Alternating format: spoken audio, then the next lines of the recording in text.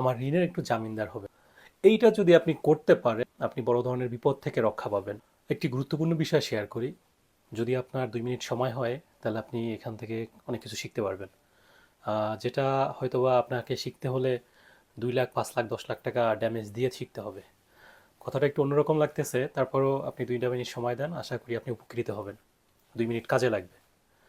আমার বাস্তব অভিজ্ঞতা, একটা ক্লায়েন্ট আমার, উনি হচ্ছে গভর্নমেন্ট চাকরি করে। বাড়ির পাশে প্রতিবেশী।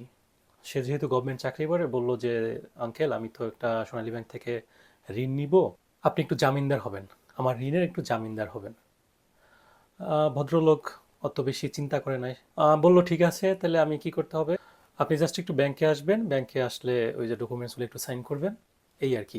ঋণের গ্রান্টার হলো। এটা আমাদের দেশের সমাজে অহরহ হচ্ছে। যে কোনো মানুষ এসে একটু পরিচিত, একটু ক্লোজ হলেই বলে যে আমার ঋণের একটু গ্রান্টার হন। নর্মালি সবাই হয়ে যায় আসলে। তো সমস্যাটা কোথায় হলো? সমস্যাটা হলো, ঋণটা ২ লাখ টাকার ঋণ ছিল। তো ভালো তো, ২ লাখ টাকার ঋণ ছিল, কম ছিল। তো ১০ লাখ টাকার ঋণ হলে লোকটা বুঝতো আসলে যে কি একটা অবস্থা। তো একটা দুইটা কিস্তি দেওয়ার পরে সেই লোক আর কিস্তি দিতেছে না, কিস্তি দিতে পারতেছে না। সামহাও কোনো কারণে সে এলাকা ছেড়ে ঢাকা চলে গেছে।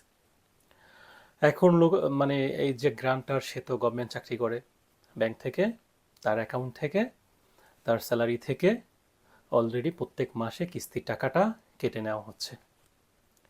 মোরাল অফ দ্য স্টোরিটা, যে আপনি যদি কারো গ্রান্টার হতেই হয়, আত্মীয় স্বজন, কাছের মানুষ, গ্রান্টার না হলে আসলে সম্পর্কটাই থাকবে না, এরকম যদি পরিস্থিতি তৈরি হয়, তাহলে আপনি একটা কাজ করতে পারেন। সেটা হচ্ছে যে সম্পর্কের খাতিরের কথা চিন্তা না করে, বাস্তবতার চিন্তা করে, যে তোমার আমি গ্রান্টার হব, কোনো সমস্যা নেই, কিন্তু তুমিও একটু আমার গ্রান্টারটা হও। কিভাবে? তুমি আমাকে, তোমার জন্য, ব্যাংকের জন্য যেহেতু আমাকে ২টা চেক দিতে হবে, তুমিও আমাকে ২টা চেক দাও। আমার যেহেতু কিছু ডকুমেন্টসে সাইন করতে হবে তোমার ব্যাংকে, তুমিও আমাকে ৩০০ টাকার একটা স্ট্যাম্পে এগুলো লেখা থাক যে আমি তোমার এত টাকা লোনের বিপরীতে গ্রান্টার হলাম। এই কথাগুলোই জাস্ট লেখা থাক।